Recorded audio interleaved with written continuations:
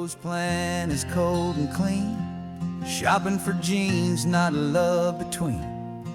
Each vow a step to reach her scheme, a family built on a distant dream. But Wraith, her sister, treasures love, sees family as a gift from above. To bring her nieces to Estolia is her ambition, the substance and theme of Gregorio's mission. Michael Othello once asked me about the keeper. He wanted to understand the role of religious leadership in the Estolian hierarchy. I was unable to explain to him satisfactorily how it was that the nation could be both a monarchy and a theocracy. I could not explain how the leader of the religion had all the power and none of the power simultaneously. In the end, he was left unenlightened. It is during these types of interactions that I am the most grateful for the guidance of deity in the lives of all Estolians, and in particular for the guidance I was given in my role as catalyst of change. Sebastiani Zakarian, Introduction to Saving the Planet.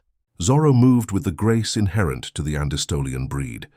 Gregorio needed only to imagine his destination and intentions, and Zorro responded with obedient precision. Once more, Gregorio felt grateful, not only for the birthright of being Estolian, but for the privilege of the role he had coveted since childhood.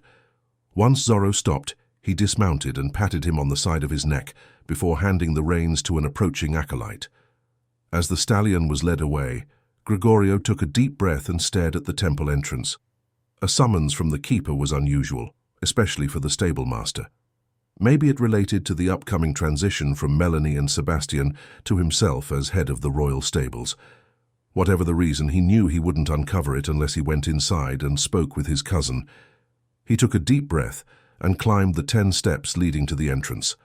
Smiling at the 2 acolytes as they opened the doors, he turned right and walked down the short hallway to Zeke's office door. Another acolyte was there to open it for him. The office was the same as ever.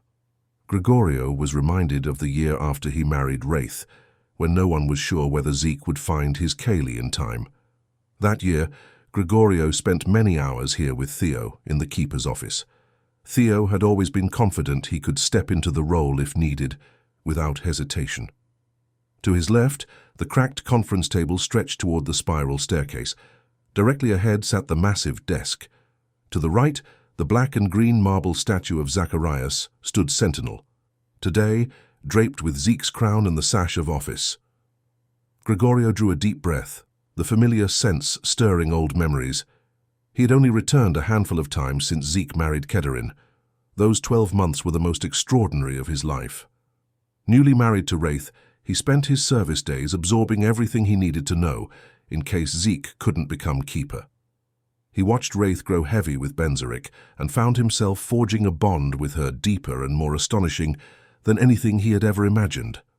Now that Zeke was married and a father, with a son in the precocious stage, Antiochus Kederin, he would need a strength of character to live up to that name. Fortunately, they chose a more mainstream name when they began calling him Darren. "How are Benzeric and Wraith?" Zeke asked. Gregorio grinned. "They are both doing very well. Ben's favorite toy is a model airplane. He appears to be disinterested in horses." "Surely, in time, you will find the perfect person to pass on your knowledge of Andestolians," Zeke said with a grin. "Not for 30 to 35 years. Gregorio agreed. Zeke settled one hand atop the stack of folders, his expression shifting from congenial to concerned. He tapped the papers and said, "I have a mission for you, Gregorio." Gregorio sensed the whisper of the spirit and understood he was about to face a challenge that would be both difficult and rewarding. He silently thanked Theo for the intense year of instruction he had received. "Tell me how I can serve the needs of Estolia." Zeke offered a faint smile. "The greatest sacrifice I will ask of you is to travel to the United States while Wraith stays here in Estolia. You may be gone for as long as 10 days.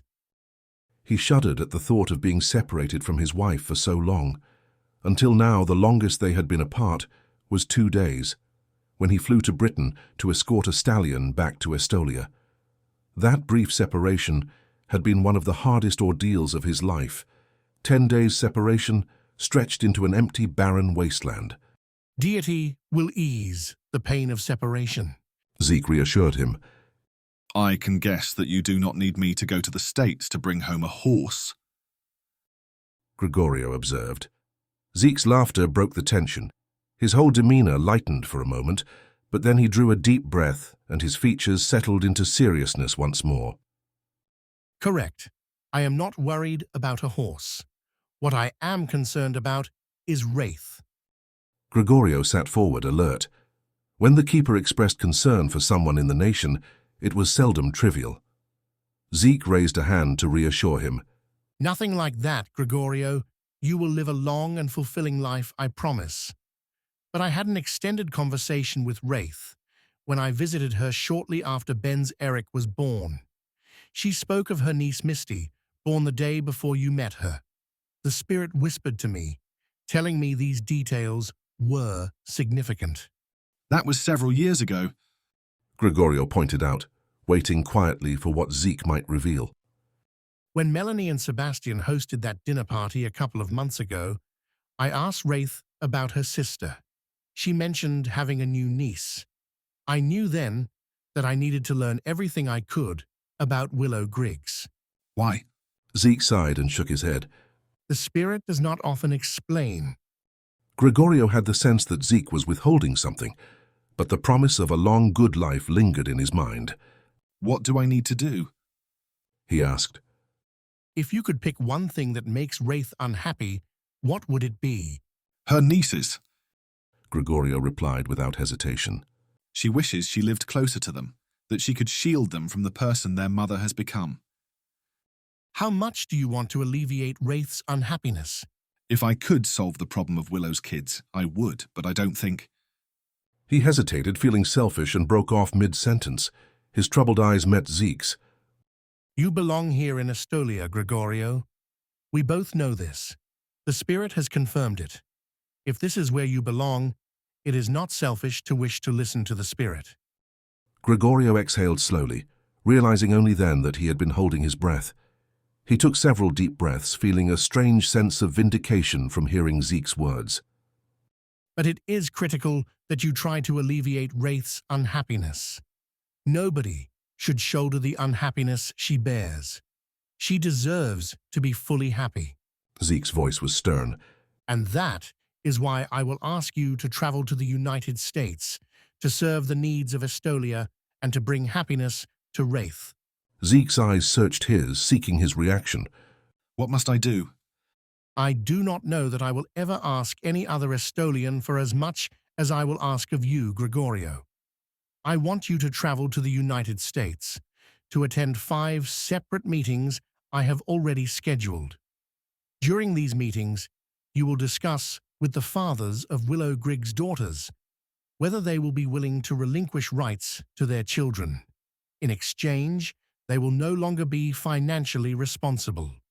Your final meeting will be with Willow Griggs herself to determine if she will permit her 4 daughters to move to Estolia. Gregorio had longed to bring Willow's daughters to Estolia from the moment that Wraith shared her deep concerns with him, but it seemed unlikely he would ever find a way to bring the 4 girls to live with them. Other than leaving Wraith for so long, what makes this in any way a sacrifice? Zeke's eyes dropped to the stack of folders in front of him. He squared the stack, aligning each folder with careful precision. Still, he didn't look up at Gregorio. I believe that it is a lot to ask any man to adopt 4 children at once. Gregorio knew Zeke was holding something back. The unease twisted in his gut. Even so, the chance to ease Wraith's deepest pain outweighed his doubts. Came the professor, clever and wise. Willow hoped genius would light Angelica's eyes, but Angelica's 13, lost in the crowd, a dreamer who drifts, not nearly as proud. Next came the model, perfection in frame, a father whose beauty serenity wouldn't claim. She's 11 now, plain as a post, but laughter and kindness are what matter most.